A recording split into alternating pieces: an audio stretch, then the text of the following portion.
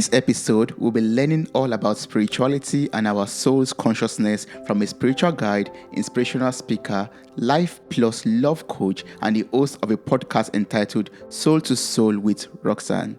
Welcome to the show, Roxanne. How are you doing?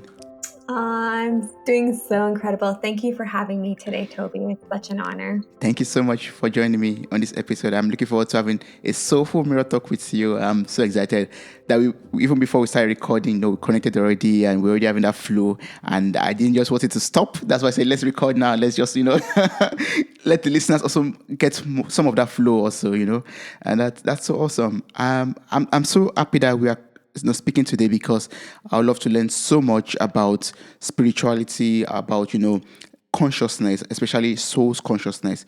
But I would just love you to tell us more about you and your passion about helping other people in this area of life. What led you to this?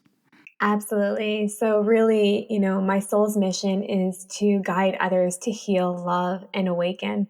And when I speak about healing and when I'm referencing healing, is really healing at all four layers of our being. So we're not just, healing at our intellectual capacity, our emotional capacity, our physical capacity, that we're actually encompassing all four layers of our being. So we are healing at our energetic level, our emotional level, our intellectual level, and our physical level. So I am a generational shaman. So I come from a lineage of healers, of medicine men, medicine women, doctors, energy doctors, spirit doctors. So this is something that I was called to do in a state of dream. However, at the commencement stages of my journey, from childhood to now, I didn't quite know that I was going to be, a healer or that I was going to be guiding others. And I always had this burning feeling inside of me. I just had this knowingness that I was being called to serve. And I just couldn't fathom and I couldn't comprehend what that meant. And I remember asking, family, friends, just anyone that could really resonate with that feeling. And I found no one along my path that could resonate with that. They're like, oh yeah, like I know I want to be a lawyer and a doctor. I'm like, oh, that's incredible. But like, it's just like this burning feeling that that you're going to be serving. Yeah. And I couldn't really resonate with anyone. So I remember kind of just pushing that to the back because I couldn't fully express myself in what that meant for me. And it's funny because as a child, even a 5-6-year-old child, adults were coming to me for guidance, for wisdom, sharing their entire life story with me. And I was always referred to as a very old soul, a wise soul. My mom was like, you know what, like you should be a counselor or like a psychologist or, go into that field. And that never spoke true to my soul. And it wasn't until I kind of, went a little bit further in my journey, I experienced some very unhealthy relationships to a very unhealthy marriage where I ended up leaving with 3 beautiful children. And shortly after, I experienced 4 near-death experiences. And each near-death experience really brought me even a little bit closer to my soul's mission and awakened me a little bit further along my way. So yeah, that's where I came to be today.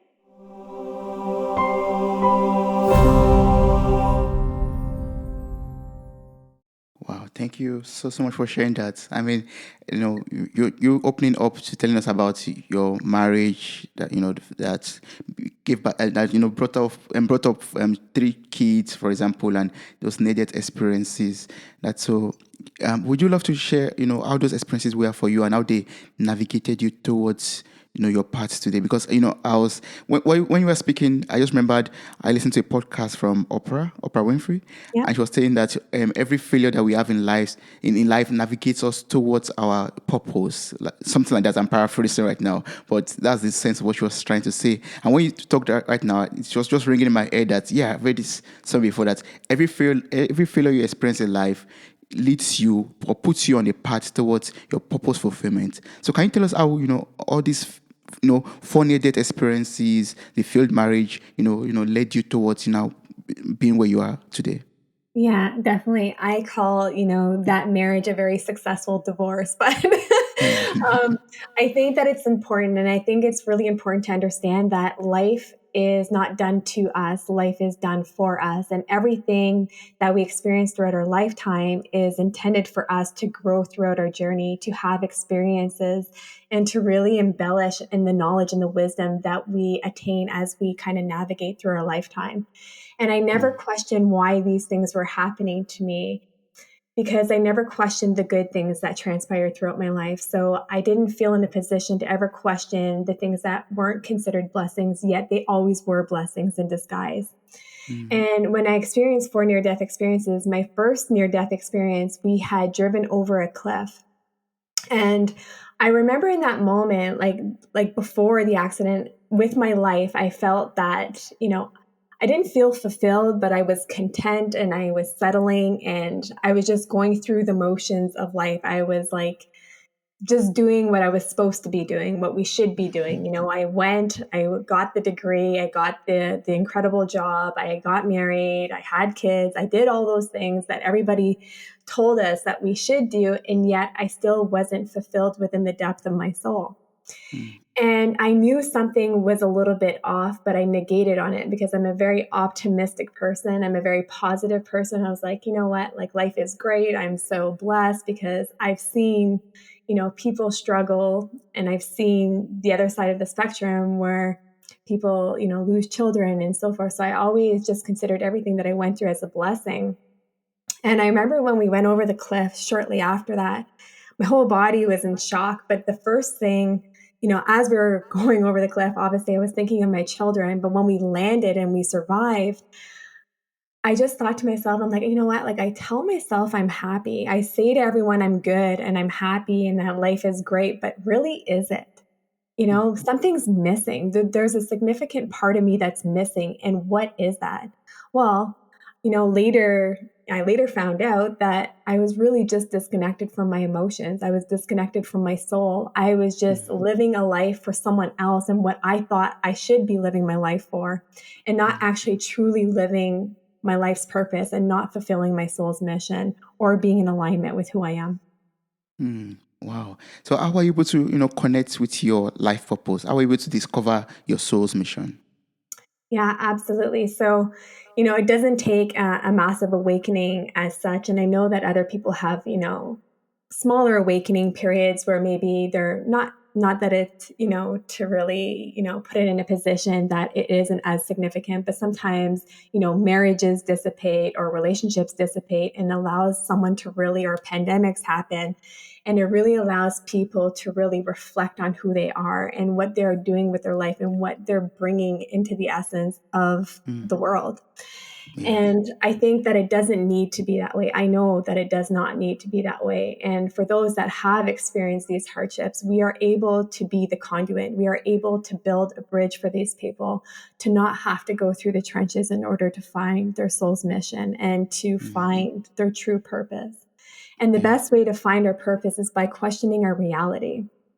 When we are in a relationship that is unfulfilled, are we questioning why are we still there? Is it conditioning? Is it conforming? Is it a belief system that we don't feel that we are worthy of something more incredible? Or do we feel that we have to stay because we have children with these, with these partners, and that Mm.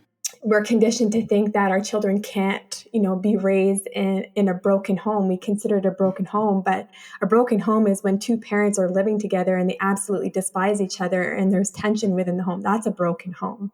Mm. A happy home is when both parents are fulfilled, both parents are happy, and that they're able to provide that love and that energy into their children. So that's just, it's about perspective and about questioning, why are we in these relationships? Why are we doing a job that we feel unfulfilled and we're dreading? We can't wait for the clock, to punch out, and we can't wait to get Yeah. home and start our weekend. We get 2 days to ourselves a week. So it's Mm. just about questioning these modalities and these preconceived notions that this is what we should be doing with our life. Yeah. Wow. Well, some people find it quite difficult to know when they need a soul awakening, because sadly a lot of us have this autopilot mode that we're in, and we're maybe optimistic, like you said, like, oh yeah, I mean, this is how life is supposed to be, and we don't know that we actually really need a soul awakening in order to tap into what we are supposed to be really doing in life. So are there like some ways we could, you know, like you said earlier, reflect, and then know that, oh yes, I need to change things. Are there some things we can do at that moment when we've reflected and said, I've been optimistic so far, but I believe I'm the right path. I'm not fulfilled. I'm not aligned to my emotions, like you said earlier. I'm not aligned to my soul purpose. Are there like some things we have to do at that moment? Absolutely. And I think this where, comes in with just that questioning period. And it doesn't have to be such an intense, really intensified questioning period. However, I do believe that, we do have to question. And it doesn't have to be questioning our marriage or relationships or friendships or work setup or just the way that our life is going in general. I think what it needs to come with, does it feel good in the essence of my soul? Do I feel like I'm expanding? Do I feel like I am resonating and vibrating at my highest self? Do I feel in alignment with who I am? Or is there something off kilter? And we all instinctually, intuitively know. And sometimes the answers aren't the answers that we are hoping for, yet they are the answers. And that is when we have to start embarking on that journey. Oh, that's good. As in, once we are able to question ourselves, ask ourselves the right questions, evaluate our lives, basically, then we can know what to do. Yeah, Like let's move how, forward.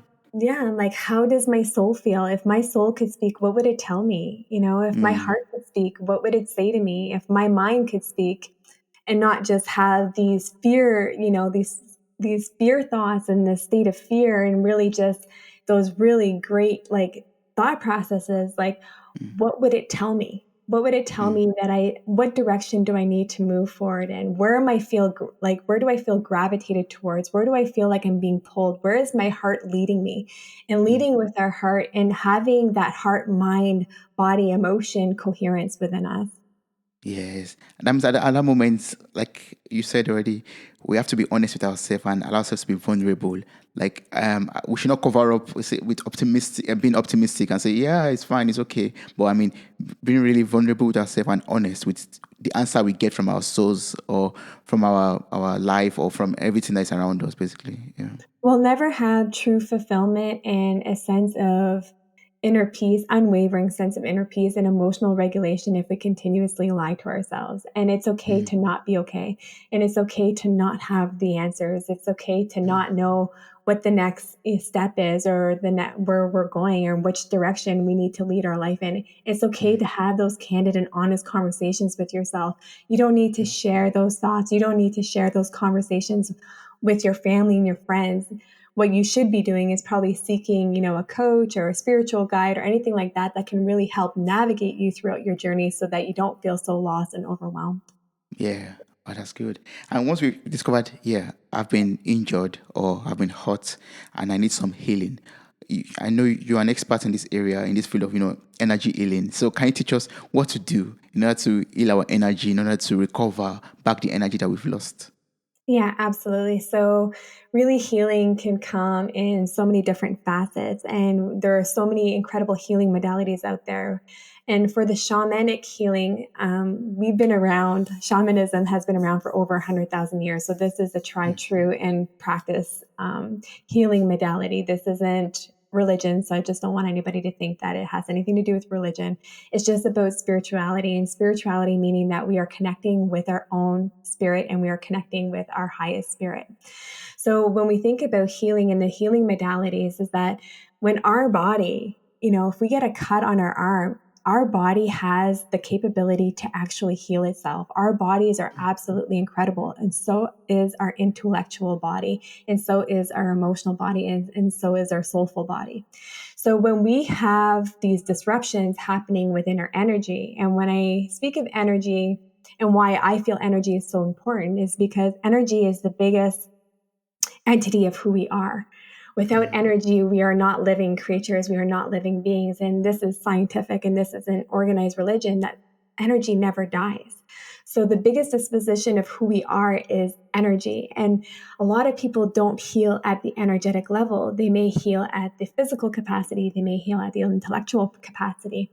But I've never really fully seen anybody fully heal unless they go to all these four layers of their being. And there's, great coping mechanisms out there, great tools out there like counseling, you know, You have psychologists, you have social workers, you have neuropsychologists, you have psychiatrists, you have all these incredible doctors, surgeons, all these incredible people, but you're only healing one aspect of the being. That doesn't affect healing at all four layers of who we are.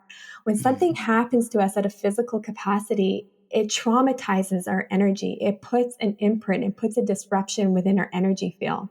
And if we're not clearing that, what ends up happening, that emotional distress, which then becomes emotional distress or intellectual distress, ends up creating an illness within our body because our energy needs to have movement, needs to have flow.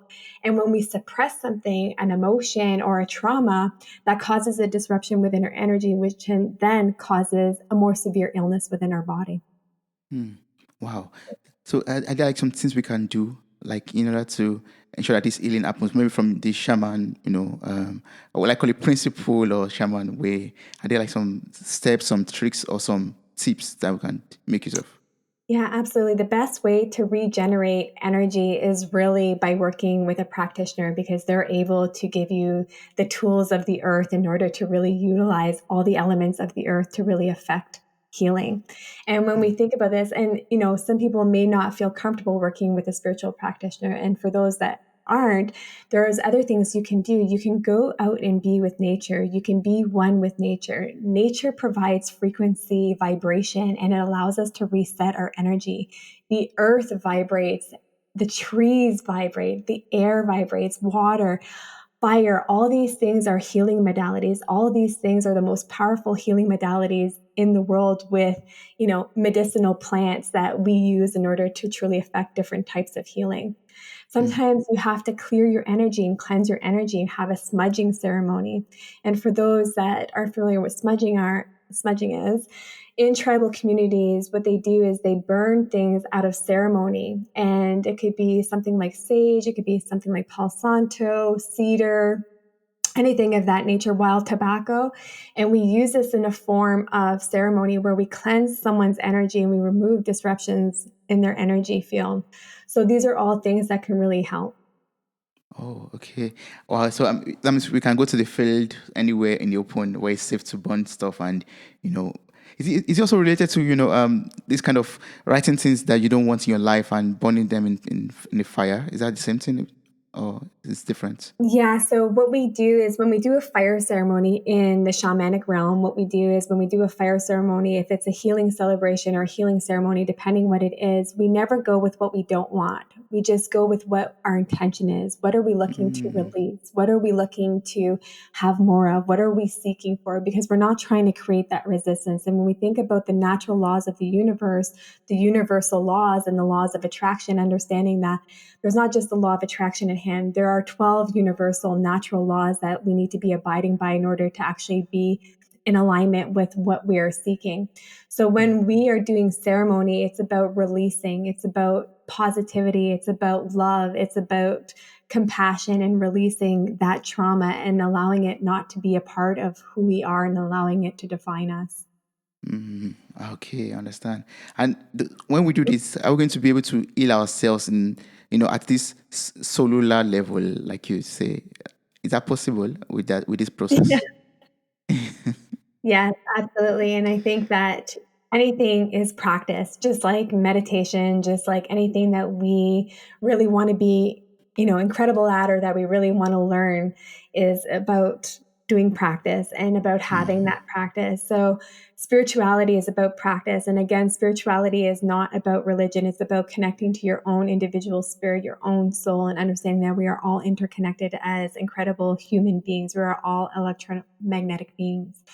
And it's just about understanding that we don't need something else to fulfill us. We just need to be fulfilled within ourselves. We need that internal validation and not that external validation. And it's understanding that traumas that have happened, maybe in past lives or through generational trauma that has been handed down to us, doesn't belong to us. And it's not for us to hold. And it's not there to prevent us from shining our light and to really achieving our highest self. Yeah, yeah. Oh, thank you so much for sharing that. That's awesome. Yeah, and I can already see your soul's mission already in this. Like you said earlier, your soul mission is to guide souls to their path of self mastery and to have them living in their purest energetic form. So to this soul mission, I would love to ask to the second part, like how can I know when I'm in my purest energetic form, and how can I get to this point in my life that I can always live in my purest energetic form every day, every moment of my life. Yeah, and this is the most powerful thing. And this is something that those that are on their self and soul mastery journey, this is not something that is attained within a day or a week or a month. This is practice over time. And we think about Buddhism, we think about monks, it's about practice, it's continual practice. It's not meditation one day and then not meditation the next day. It's always about practicing that self regulation and that emotional regulation. And when we have this sense of unwavering inner peace, you will undoubtedly know it. You will know when you've reached your highest self, when you're able to align all four essences of your body so that they are working in collaboration and unison and not working against each other and not trying to fight on how to heal the body. So Mm, when we think about it from this aspect, being able to attain that wisdom or to be able to attain that next level of their self and soul mastery journey, it's just about going through the journey and learning the experiences and taking away the knowledge, the wisdom that they receive along their path, being mm, guided and allowing their guiding voice, their intuitive sense, their instinctual sense to really allow them to guide them and not be doing what everybody else is doing because no one's mm, journey is alike. You're not mm. going to find your answers on Google. You're not going to find your answers within someone else because those answers don't belong there. Those answers belong within you, and only you have your own individual vision. Only you have your own individual feelings, thought processes, and so Mm. Ah, yes. We're unique beings, and the answers that we're looking for are within us, basically. absolutely. And we're free to express ourselves, and we don't need to be confined, and we don't need to, dim our light for anyone. That is all misconceptions. That is all a mirage. That is all an illusion. We are all here Mm. to shine our light and to be love and light. That is the purpose of humanity, is to serve one another and to serve ourselves.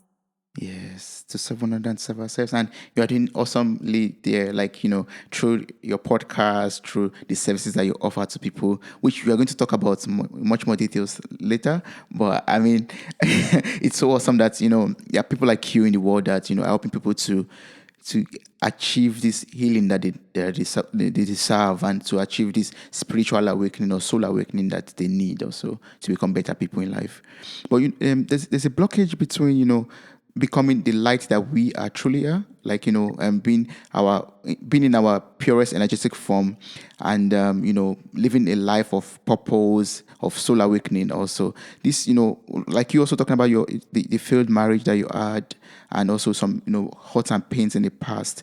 Sometimes we find it very difficult to forgive or to forget all of these things and to let go, and this blocks our healing that we've talked about earlier, and this blocks us from becoming the person that we are meant to be, to experience our purest energetic form. So the question is now, how can I let go of these road blockages on my path? How can I learn to forgive? What can I do to forgive, to forget, and to let go, so I can become that light and shine that light that I truly am? Yeah, absolutely. And forgiveness is one of the most touchiest subjects out there because we tend to think that forgiveness means that we have to forgive someone else for the trauma that they've inflicted on us. Forgiveness intends, makes us feel like we can never think about it again, but that's not what forgiveness is. So when we think about forgiveness and like we actually encompass forgiveness, is to really understand that we are all divine creatures. We are all divinity. We are all divine beings. We are all here to be love and light. And we are all going to go through our journey, and we're all going to have bumps in the road. We're all going to have things that feel like trauma to our body, to our emotional body, to our intellectual body, to our physical body, to our spiritual body. We're all going to face challenges. That is the purpose of life. And when you connect with your spirit guides and you understand that it's not about the journey that you're having on this earth, if it's good or bad. It's about the knowledge that you're seeking and the wisdom that you're attaining, and that you continue to evolve your soul, your energy. So when we think about forgiveness, it's really about understanding that we don't need to hold on to hatred. We don't need to hold on to resentment, to anger, to guilt, to frustration. When we hold on to these negative emotions, and I'm not saying to feel those emotions is negative or bad or toxic or anything of that of that nature. It absolutely isn't. We are intended to feel every emotion that we have within us, and we have over 27 different emotions as human beings. Mm, And it's important to feel every aspect of them. But what isn't healthy is to stay within these negative cycles of emotions. We have to be able to break that cycle. We can't stay within a depression and an anxious state, a state of hate, a state of anger. That causes ruckus within our being, that causes illness within our body. And I love the quote that, I read years and years ago. It said, when we hold on to unforgiveness and that we hold on to hatred and all this animosity towards someone who has inflicted trauma onto us, it's like we are drinking the poison and expecting them to die from it. Most mm, people that have traumatized us, one, either maybe don't even care or don't even recognize that they have traumatized us, or mm, they may not be able to be at a place in their journey that they're able to accept it. mm, So when we are going through our journey, it's not about having that closure of someone apologizing for their behavior or for something that they've inflicted into your life.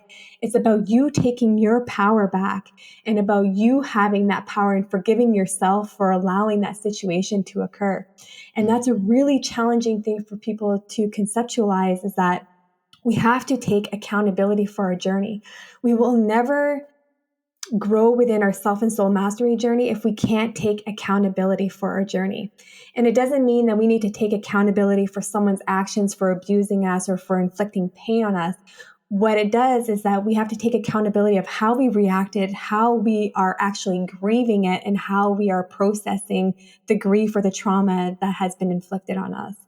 And mm, some of us are holding on to guilt or resentment for ourselves because we've made a mistake. And this is what I'm going to say, is that we are intended to be here to make mistakes. We are not meant to be judged by one another for the mistakes that transpire throughout our life. That is not our job. We are not God. We are not source. We are not divination. We are not the universe, right? So we are not here to cast judgment on others. And we have this misconception that we have to judge ourselves harshly, or that we have to hate ourselves if we've maybe did one mistake throughout our life and that we're not able to let it go. But that is not in fact true. We have to grieve through it. We have to release it so that we can actually affect true healing and actually really resonate with our highest self and vibrate where we need to be vibrating at. mm. Yeah, that means we should learn to control our thoughts and feelings when it comes to this area of keeping of grudges or malice, to connect with our higher being. Yeah, yeah. Wow. But how do we? What do we have to do in order to get to a point where we can open up our souls, our life to love again, to accepting people into our lives again? And I think that, in speaking of forgiveness, I think it's really important to reference is that if someone has, created trauma within your life or has really done something that has been hurtful or that has really traumatized someone, it doesn't mean that that person has to be a part of your life or be a part of your community. You're Mm, able to forgive without having that person be in your personal boundaries. We are able, and it's not selfish, to create our own emotional, physical, intellectual, and spiritual boundaries. This is mm, a very healthy state of being. This is a very healthy state of our self and soul mastery journey. If someone has done something that you feel, was just like maybe abused you or hit you or anything, it doesn't mean that you have to have them within your circle of love, right? But it mm, doesn't mm, mean that we have to hate and cast judgment and just, throw the book at them and, expect them or want them to, have ill wishes toward them. It's about being able to take that power back and just reckoning that they're human beings, and to have that compassion that they've made a mistake. Like, we wouldn't want to be judged. We would not want to be crucified for one mistake that we've made throughout our lifetime. Why are we doing that to others? We don't need someone to blame for our trauma. We just need to repair it, because blaming anyone and not taking the accountability will lead us absolutely nowhere.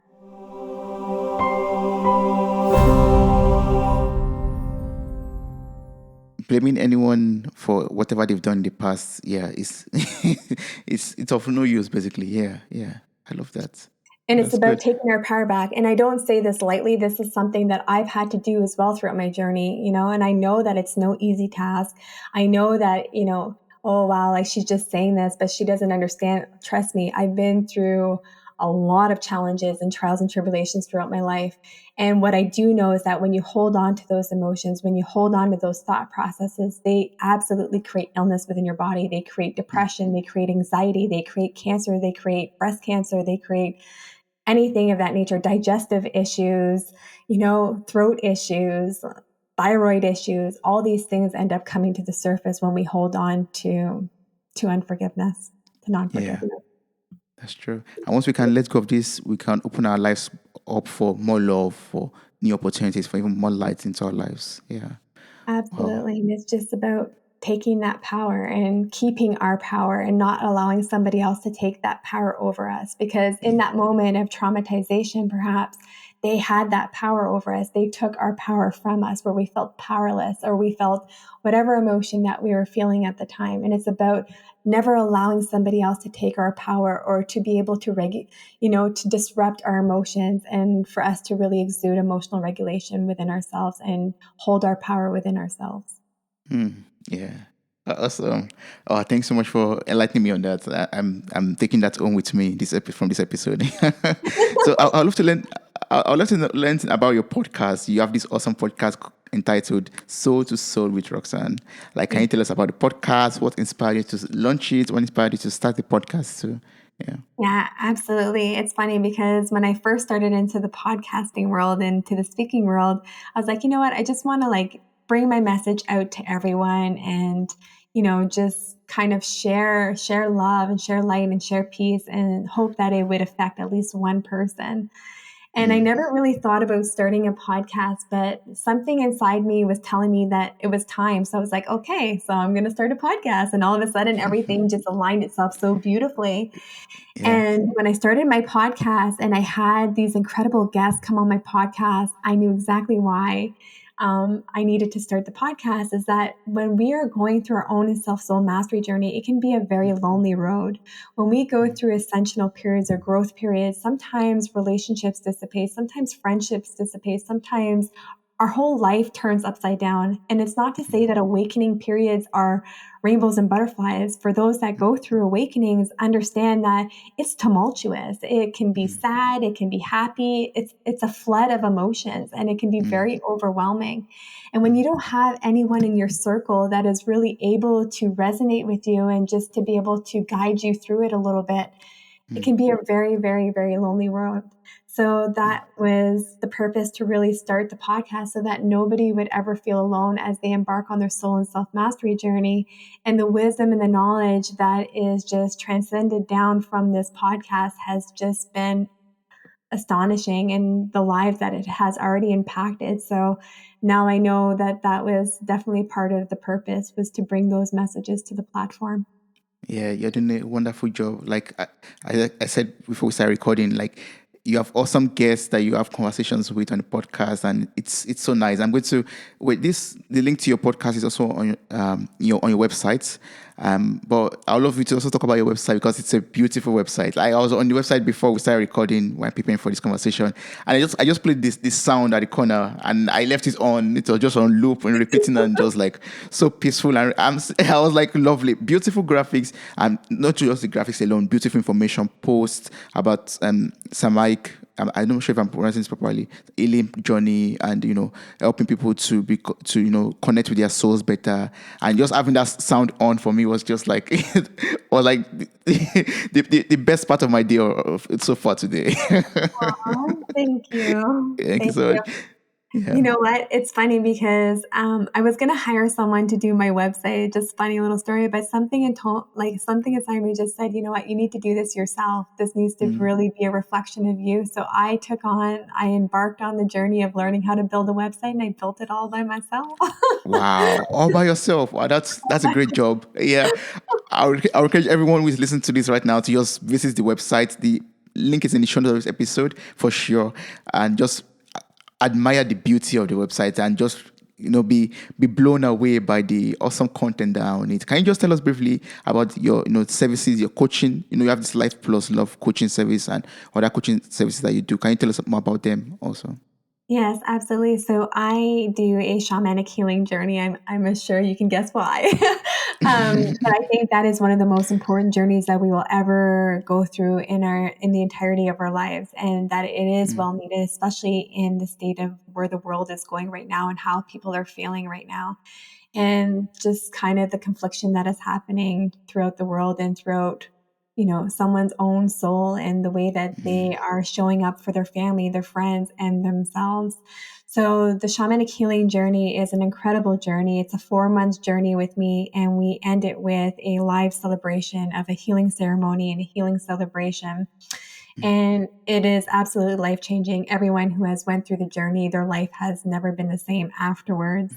mm, And then I have a deep awakening journey. So that is a very integral piece of my work. And that is about finding your true soul's mission, not your 9 to 5 job, not your passion project, but your true soul's mission on how you're here to serve humanity.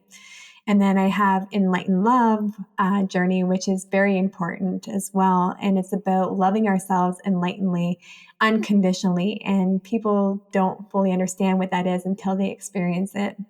And when we have this sense of unconditional love towards our soul and towards who we are, to our physical body, to our intellectual body, to our emotional body, and we love every aspect of our dark and our light energy, and we love, all of our intricacies, all of our unique little abilities and capabilities, this mm. is an absolutely incredible journey where you will never find a love like this ever. The most Yeah. beautiful love story is when we fall in love with our soul. So then I have like a soul to soul journey, which is just about kind of like just stepping into their soul and self mastery journey and really kind of helping them navigate where we should and the direction that they should be going in.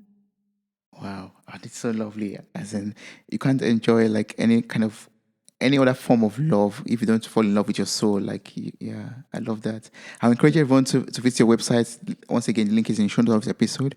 But if there's anyone out there who still loves to ask you questions or maybe get across to you, maybe send you an email or on social media, or whatever. What's the best way or best form to reach out with you and to work with you? Yeah, absolutely. Through my website is one of the best ways. The contact me feature is absolutely amazing. I get it right directly into my inbox and I respond pretty much immediately if possible. So that is one of the best ways. Social media is absolutely great as well. And my social media handles are under the same name, just Roxanne Chaput. DMs, I'm a little bit slower on. I don't pay too much attention to social media because I like to stay within my own energy, but I do check it. But my emails, I check a little bit more often because I know that it's usually client related and soul connection related. Yeah, awesome. So every of this information is available on your website, and I encourage everyone to just get across to you and find ways to awaken their souls, find their soul missions, and become better people. For spiritual guidance, for example, spiritual healing, energy healing, everything that you need to become a much more transformed person. Roxanne can provide you with that. Thank you so much for this wonderful conversation. You have been so blessed. I've learned a lot from you today. I appreciate it. Thank you so much. Thank you, Toby. Wow, you made it to the very end of this episode. Thank you so much for listening. I'm grateful for your time, your love, and your contributions. Subscribe, like, review, and share this podcast. God bless you. Bye.